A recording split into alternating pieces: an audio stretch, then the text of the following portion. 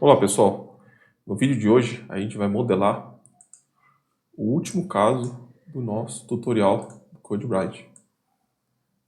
O último caso, aliás, dos casos básicos, dos problemas básicos, que seria um treinamento introdutório para você pelo menos aprender a resolver um caso hidráulico, um mecânico e um térmico. Problemas individuais em que não existe o acoplamento. Esse último exemplo, o problema aqui, ele consiste então de um solo chutoso, que é essa região verde, e que existe aqui um poço, tá? Ó, pumping water well, ou seja, um poço em que você vai extrair água. Essa região amarela é constituída de solos altamente permeáveis, em que eles auxiliam a gente iniciar as condições do nosso problema, tá? Ou seja, a gente fala assim, setar as condições iniciais, tá? Ou seja, é um problema de 50 metros aqui de largura, 50 de altura também, tá? O poço tem 5 metros de profundidade por 1 metro, basicamente aqui, que seria o diâmetro. Nesse caso, a gente não vai ser diâmetro, será um problema, não será um problema aximétrico, e sim estado plano de deformação, que não seria exatamente estado plano de deformação, porque não é um problema mecânico. Mas a gente está considerando que isso aqui sai do nosso, do nosso plano, ok? Esse é o problema que a gente vai modelar então. Vou passar aqui para o outro lado, para deixar a geometria aberta para eu lembrar quais são os dados que eu preciso entrar no meu problema. Vou iniciar abrindo meu guide. Problema puramente hidráulico. E é o último, então, do treinamento inicial dessa ferramenta, tá, pessoal, do CodeWright. Bom, já abri ele. Eu vou iniciar aqui entrando com meus dados. Mas sempre antes disso, pessoal, salvem o meu problema. Ó, é o problema 3, Channel Flow, é de fluxo no canal. Iniciar salvando ele, tá? Já iniciei, legal. Vou também iniciar setando, ó, que é um problema em que eu vou utilizar o CodeWright para conduzir o processamento numérico. Ok, ó, tá salvando, vamos ver. Ok, carregou o plugin. Vou salvar. E vamos começar definindo nossa geometria conforme o tutorial. Clique em Geometry, Create, Point. Bom, obviamente estou assumindo, pessoal, que vocês assistiram os vídeos anteriores e que vocês já sabem introduzir os nós, fazer a ligação com linhas e também definir superfícies. É um problema, é o terceiro de uma série de casos simples que a gente está modelando. Então vamos lá. Não vou entrar em tantos detalhes. A primeira coordenada começa no 0, 0. A segunda 50 em x, 0 em y. Depois vou clicar aqui, tá? Legal. Depois será 50 em x e 50 em y. Ó, vamos ver novamente. Aqui, ó. Primeiro ponto, segundo, terceiro. Quarto ponto vai ser 24,5,50. Aliás, 25,5, não é 24 não, 25,5,50. Depois, 25,5,45. 24,5,45. 24,5,50. E o último é 0,50. São esses pontos iniciais que a gente vai introduzir aqui, tá bom? Pressionei ESC para sair. E agora eu vou começar a ligar esses pontos. Vou aqui clicar no botão esquerdo de Geometry, Create, Line e Join. Vamos lá. Vou ligar estes pontos dessa forma. E depois de ligar esses pontos, eu vou criar, tá, 4 pontos adicionais para eu gerar o meu solo drenante. Então vamos aqui em Create, Point. Ele vai ter 1 metro de espessura nessa direção por 50 metros de altura. Então o primeiro ponto vai ser 51,0 e o outro 51,50. E também, tá, vamos criar mais 2 pontos para criar esse solo que vai ficar na região esquerda aqui, tá? ele vai ser menos 1,0 e depois menos 1,50. Dessa forma aqui. O próximo passo é nós juntarmos esses pontos. Ó, vamos lá. Clique no botão esquerdo de Geometry, botão esquerdo em Create, botão esquerdo em Line. E depois em Join. Para a gente juntar essas linhas. Dessa forma. E faço o mesmo para o solo lado esquerdo. Depois que eu ligo, para eu sair, eu pressiono o botão esquerdo. Pronto, pessoal. Defini aqui a minha geometria. Vamos salvar. E agora, eu vou aqui em Data, Problem Type e Problem Data. Problem Data e Problem Data. Data, Problem Data e Problem Data. Aqui eu vou fazer o quê? Aqui eu vou entrar com as minhas condições do problema. As condições, por exemplo, se é um problema hidráulico, se é um problema mecânico, se vai ter, vou considerar gravidade, se eu não vou considerar gravidade. São as informações iniciais do meu problema. Aqui o nome mesmo, eu vou chamar de Hydraulic, tá, em inglês.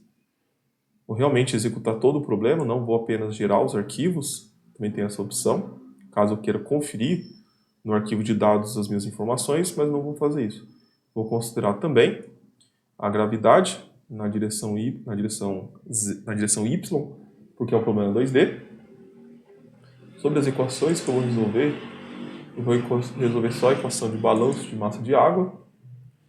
E aqui a pressão do gás vai ser 0. Vocês precisam fazer essa alteração. Ou seja, vão fazer em termos de pressão relativa. 0,1 em termos de pressão atmosférica absoluta. Vou manter 20 graus Celsius mesmo. E vou aqui em Solution Strategy. Em Solution Strategy a gente vai resolver, ainda considerando LU, e um solver direto, para resolver o nosso sistema linear. Aqui, o Time Step Control, a gente coloca 0. O erro aqui, na verdade, o CodeWright, eu vou explicar mais para frente em vídeos específicos, como eu comentei, sobre esses erros. Aqui seria de fato uma das verificações que ele faz para assumir convergência, para dizer para a gente se está convergindo o problema ou não. Faz duas verificações. Uma delas é sobre o resíduo, ou seja, na equação de balanço de massa de água, que é esse valor aqui. O outro é a diferença entre dois valores de pressão e no mesmo passo de tempo, mas na interação atual e na interação anterior.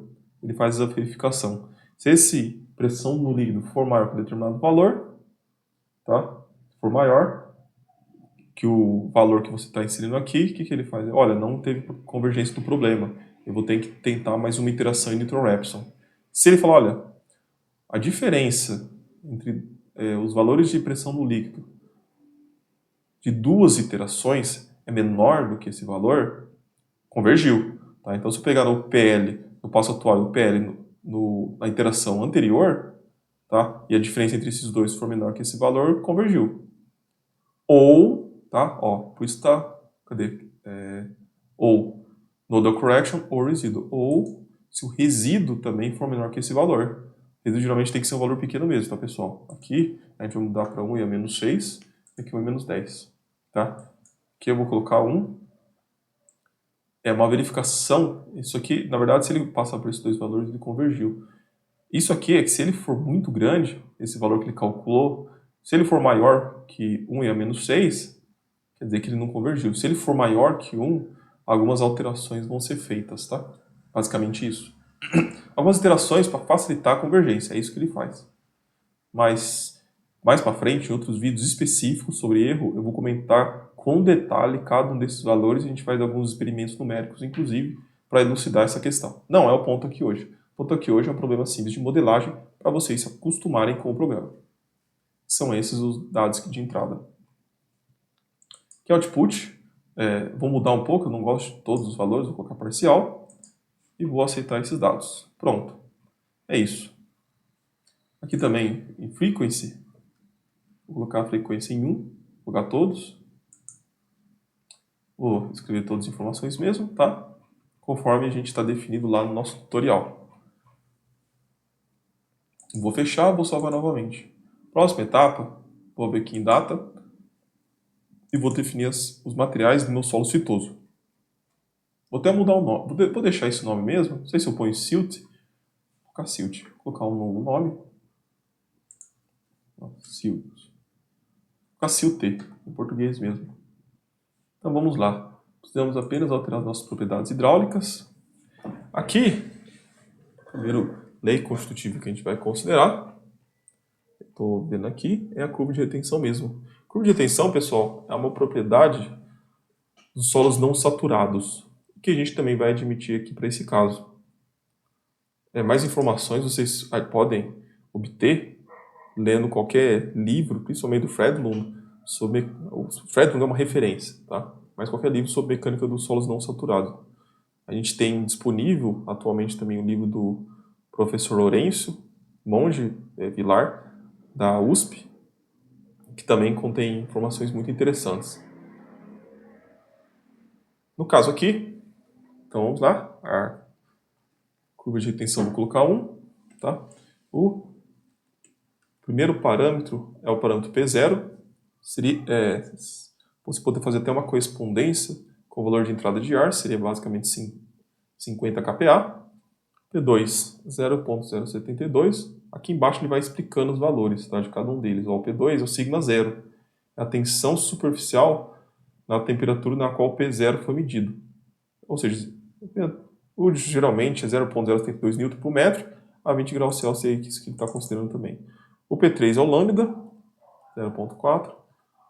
O P4 é o valor de residual de saturação, esse é o valor máximo, ou seja, totalmente saturado no nosso caso. São esses os valores, então, que a gente vai considerar.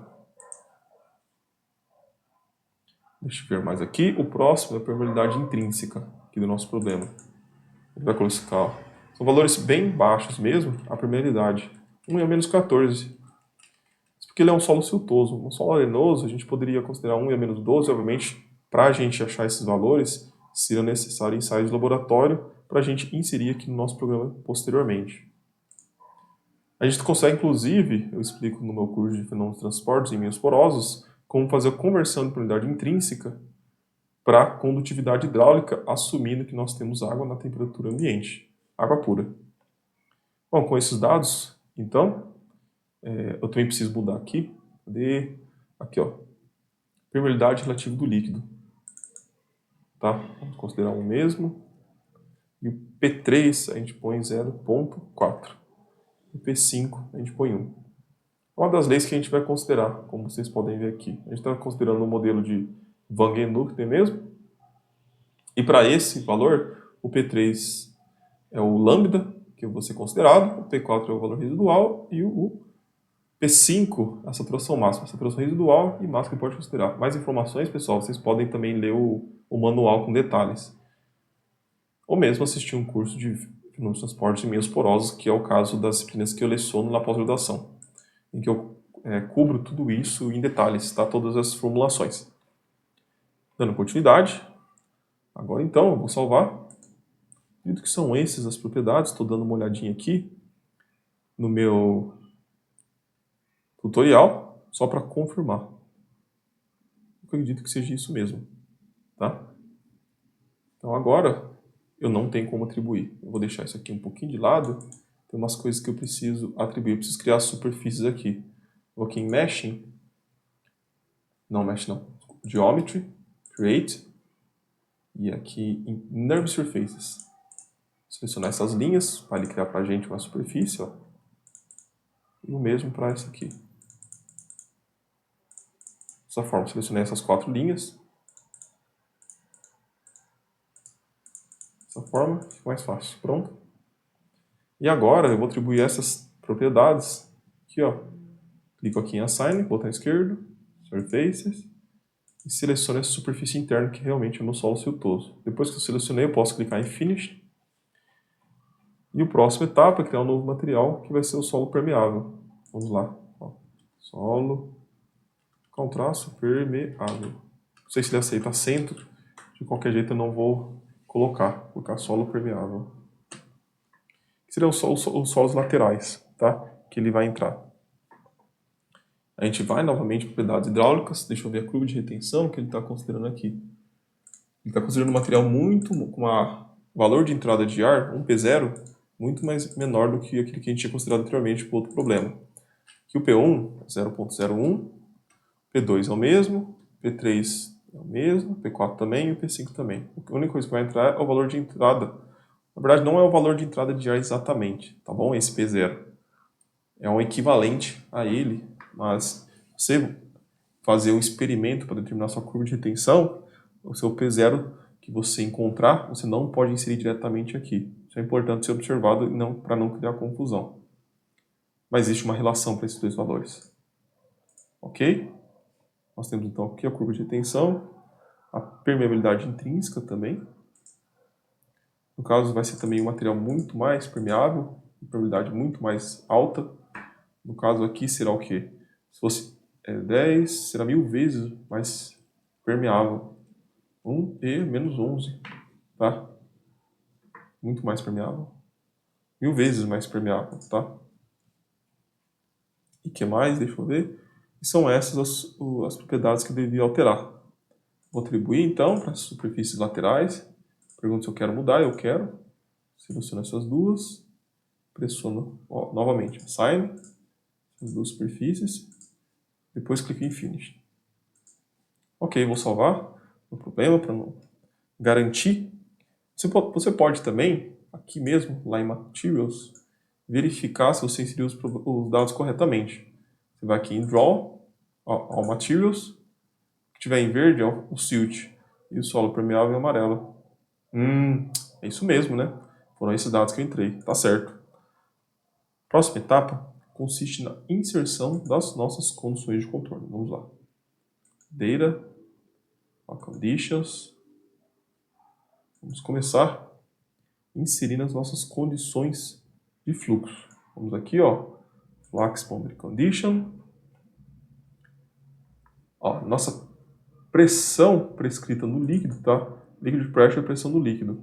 E ela vai ser prescrita com 0,481, ou seja, 481 kPa. Aqui o gama for líquido a gente considera um valor bem alto, 1 mais 5. E vamos atribuir, tá? Para as linhas, deixa eu ver aqui, ele está falando 8. Vou mostrar aqui o tutorial para ver o que ele está mostrando. Ó. As linhas de baixo, tá? 8, 9, 12. São essas linhas aqui. 8, 9 e 12. Interessante. Muito bom, vamos lá. Ó, assign. Essa linha, essa linha, essa linha. O que isso vai fazer, tá, pessoal? Isso vai fazer com que o nível da água suba para manter essa pressão nesse nível.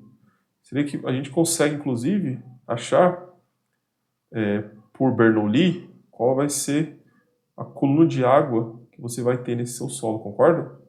A carga hidráulica, que é o nosso H, ele é basicamente igual à carga piezométrica, mais a carga altimétrica. Com isso, a gente colocar isso como referencial à carga altimétrica, a gente consegue determinar quanto que sobe aqui, fazendo essa conversão. A gente não vai explicar isso aqui, talvez em vídeos posteriores, quando a gente tratar principalmente de problemas hidráulicos e não sobre como utilizar o programa, a gente pode entrar em detalhes sobre a física do problema. Aqui, como eu comentei inicialmente, a gente está ensinando a usar um programa. Não estamos ensinando mecânica dos solos, fenômenos de transporte misto porosos e nem programação. Então, ok. Vamos ver. Ó, clicar com o botão esquerdo em Draw, All Conditions, Include All Locus Value. Legal. São esses três mesmo. Esses que eu precisava. Depois, eu preciso definir as condições iniciais. Vou aqui na superfície para mudar, tá vendo? E aqui, ó, eu vou Initial Unknowns. Desses valores, o PL inicial vai ser 481 kPa. Como as unidades medidas são em megapascal, eu coloco 0 ponto, não é 0, é 0,481. E aqui também, ó, não vai ser constante, vai ser linear, tá? Ele vai ter uma variação linear com a profundidade. Então, inicialmente vai ser 0,481 e o PL final vai ser menos 0,01. Ele vai ter uma distribuição linear, aqui inicialmente. Que o ponto inicial em y, cadê? Aqui, ó, x, y e z iniciais vão ser 0 mesmo. O y final vai ser 50. E a gente vai atribuir isso, tá, para todo mundo. Legal. Ó, seleciono, tá? Todo mundo, depois clico em Finish aqui. Foi atribuído, então, só essas propriedades aqui que eu defini inicialmente. Lembre-se que isso aqui tem que ser negativo mesmo, tá? Essa pressão aqui, pressão do gás menos essa pressão, vai ser a sucção que vai ser inserida. Ok. Bom, posteriormente eu preciso definir também minha porosidade, que vai ser ponto 30 para quê? Para o meu material celtoso. Finish. E será ponto 90, ponto 9, aqui para o material de alta permeabilidade, que é o solo.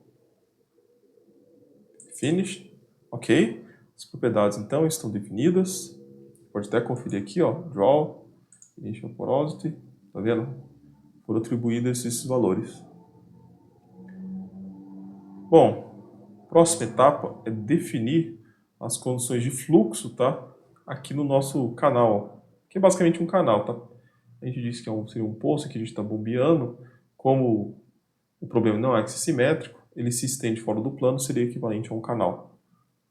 E a gente vai ter que setar essas condições aqui. O que eu vou fazer primeiramente, tá, pessoal? Eu vou salvar aqui. Vou mudar também o intervalo, ó, interval data. Essas são as propriedades, tá, do meu intervalo. Vou mudar para um novo intervalo. Vou clicar aqui, ó, New Interval. Copiar as condições do intervalo 1. Sim, eu quero copiar. Ah, legal. Ele está copiando para a gente. Ele já copiou, na verdade, ó. Vamos aqui para o intervalo 2. Próxima etapa, pessoal, qual é? Próxima etapa, então, a gente vai setar as condições de contorno. Que é então, é do segundo intervalo que a gente está definindo. Vai aqui, né, nas linhas. E agora, inicialmente, a gente vai colocar um gama de líquido bem alto e vamos colocar uma pressão de 0. Opa! Flux. Gama para o líquido. A gente vai colocar 1,5 e a gente vai manter a pressão prescrita no líquido de 0 mesmo. A gente não vai alterar isso, tá? Não faz sentido a gente alterar isso. E a gente vai prescrever numa linha apenas, que é a linha 4, que é ali embaixo. Deixa eu ver aqui, ó, ele está falando para a gente. Opa! Cadê? Prescrever na linha 4. Deixa eu ver se eu acho essa linha 4 aqui para facilitar para mim. Mas ela sim. Deixa eu ver. The top left side. Deixa eu ver. Esse aqui ele vai nas linhas 3 e 5. É isso mesmo. As linhas 3 e 5 são as linhas laterais.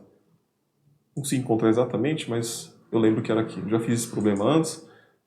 Será aqui que eu vou definir que a pressão inicial, a pressão prescrita no segundo intervalo é 0, não é a pressão inicial. Depois, eu também vou colocar um valor aqui de gama for liquid, pro líquido, né, um gama para o líquido, de 1 vezes 10 a menos 1 vezes 10 a quinta, tá? Mas negativo, coloquei o sinal negativo na frente, menos 1 vezes 10 a quinta. Que em termos computacionais, a gente também pode escrever 1e5. 1e5, pessoal, é 1 vezes 10 a quinta, elevado a quinta. E eu vou atribuir isso para essas duas laterais. É isso. As condições então estão definidas. E agora a gente vai ver, vamos voltar lá nos nossos intervalos. Nosso intervalo inicial ele vai ser em dias, não em horas. Aqui vai ser 0 mesmo. O tempo inicial é 0. O tempo final vai ser 100. Dessa forma. O tempo final é 100, o tempo inicial é 0. Tá? O intervalo de tempo que ele vai progredindo, eu não vou inserir esses dados. Não preciso por esse momento, para esse problema. Vamos para o segundo. O segundo também. Cadê? Em dias. E aqui ele começa em 100 dias. e ele vai terminar em 200. O intervalo inicial, pelo menos, não é todos, mas o intervalo não. O passo de tempo inicial é 0.1. A gente comentou no vídeo passado as diferenças de intervalo de tempo e de passo. Isso aqui são os intervalos, temos 2 intervalos de tempo. Tá? Vou até mudar para o primeiro. O primeiro intervalo de tempo, ele começa em 0 e termina em 100 dias. E o passo em que ele avança, ele vai determinar no próprio programa que eu coloquei 0. Quando eu coloco 0, não existe isso. Na verdade, o programa tem, nas suas configurações, um valor inicial que ele vai inserir. Não pode ser 0, então ele define, se o usuário colocou 0, eu vou utilizar um valor padrão aqui do meu programa. Esse valor inicial, obviamente, do segundo intervalo tem que ser igual ao valor final do primeiro intervalo, tem que coincidir para dar continuidade no tempo.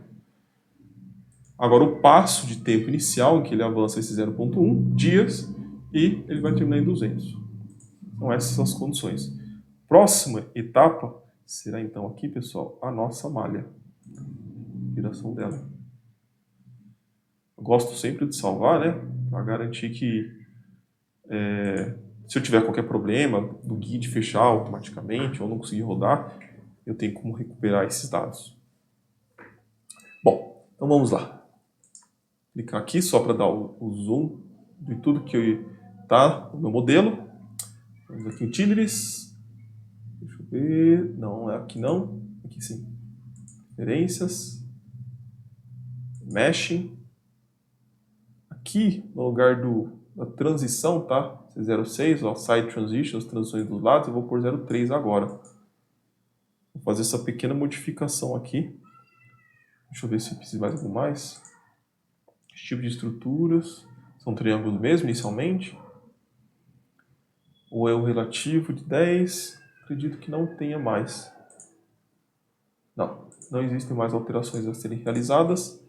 E agora, vamos lá. Vamos ver. Vou clicar em Mesh. Tá? Aqui a gente vai fazer alguns solos, tá, pessoal? Com dados diferentes. O solo lateral com o solo principal aqui e na região onde a gente tem o canal, a gente vai fazer algumas alterações na nossa malha. Principalmente para refinar algumas regiões de maior interesse. Então vamos aqui em Mesh. Tá? Assign Size. No caso, se você não tem aqui, eu vou fazer pelo tradicional. Vamos supor que você esqueceu, você não gosta dessa aba lateral e você prefere mexer realmente pelas configurações iniciais. Só você ir aqui em Mesh, ó, não estruturado. Aqui você consegue também as mesmas informações. No caso, ó, Assign Sizes Online, clico. Tá? O valor que eu vou entrar aqui vai ser 0.2. Tá? E eu vou atribuir. Aqui ele está falando para as linhas 3, 4 e 5, que são essas linhas aqui. Essas 3 linhas. Clico Ask, tá? E depois Close. Próxima etapa, a gente vai atribuir para a superfície. Vai aqui, Mesh, Structure, Assign Sizes on Surfaces. Vou clicar e vou colocar 1 no caso. Isso vai ser para os meus solos laterais. São os tamanhos dos elementos para esses 2 solos laterais que eu acabei de entrar aqui. Tá? Dá Ask então, tá? Depois que ele ficou vermelho, e dou um Ask novamente. Agora temos para o solo siltoso aqui, tá? Para esse solo siltoso. A gente vai novamente em Mesh, Structure, Assign Side Surfaces, e a gente coloca 3 para ele. Sign, selecionei, depois você pode clicar no Escape ou pressionar ESC, conforme ele fala, para você atribuir as propriedades que você deseja. São essas. Close, vou salvar, e agora vou gerar. Olha, eu podia girar por aqui, mas vou girar como se não houvesse essa aba na direita para me auxiliar. Clico aqui em Mesh, ó, ou Ctrl G, direito de Mesh, que vai ter os valor, vou pôr 3. Então estamos aí, 2.577 elementos triangulares, 1.405 nós. 1.405 nós e 2.577 elementos. Então com essa malha aqui, tá? Ela ficou bem similar àquela que está originalmente no programa. Eu vou salvar. E agora a gente vai rodar o nosso caso. Clique em Calculate e calcular.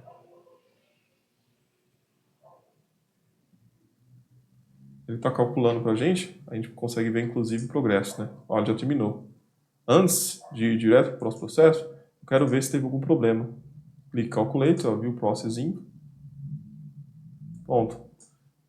Aqui é simplesmente o programa que se gera, o programa que a gente roda antes de começar o CodeWright. É o plugin, tá, pessoal?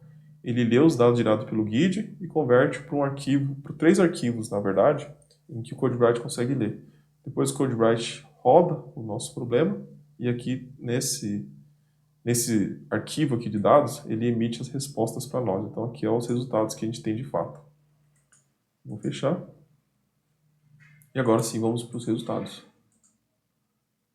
Vamos ver se eles fazem sentido para a gente. Ok, temos aqui então os primeiros.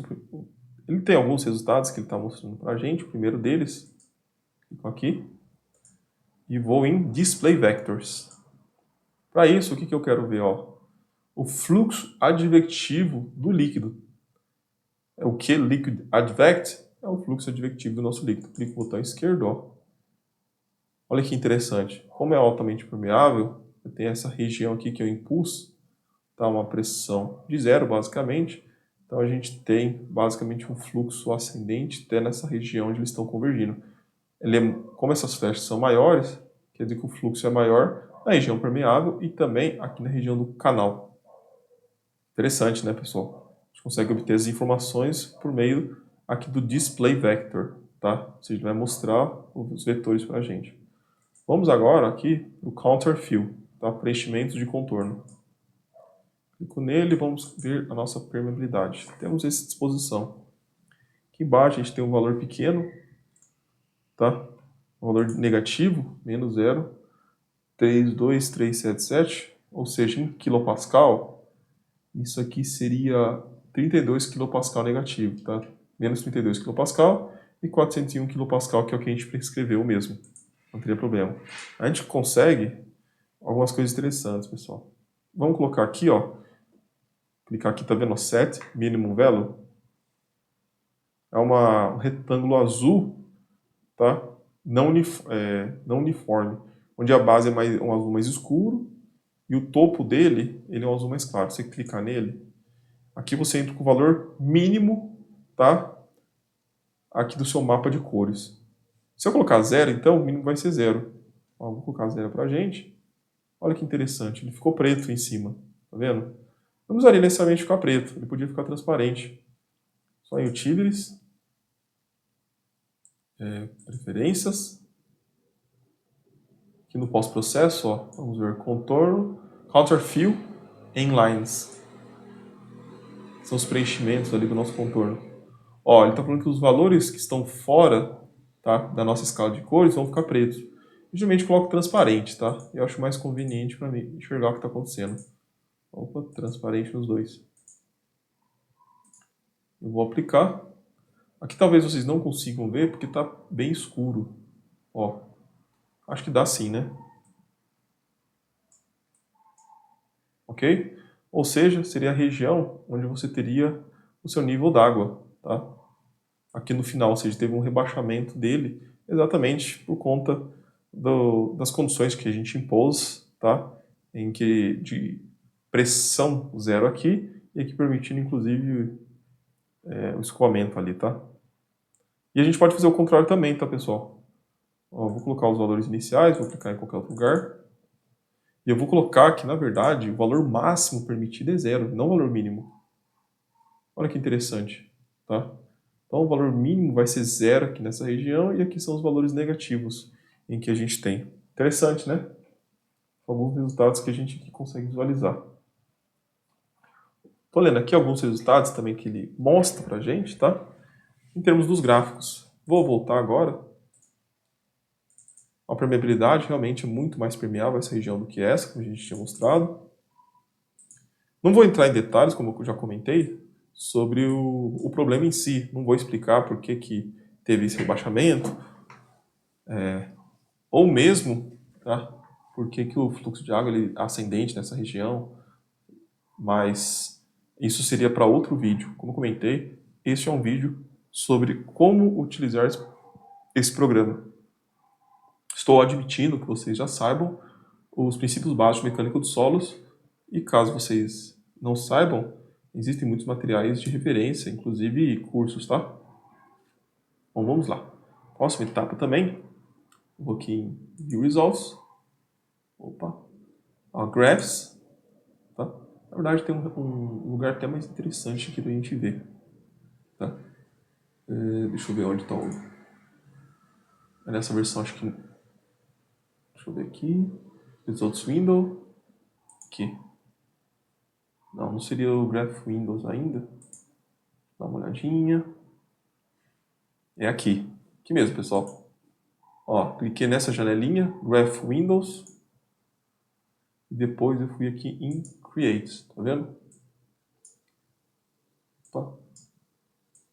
Não estou conseguindo mover. Aqui temos os resultados que a gente quer pôr. Eu queria mostrar os resultados, na verdade, do que eu já tenho importando. Que no nosso caso ele não apareceu.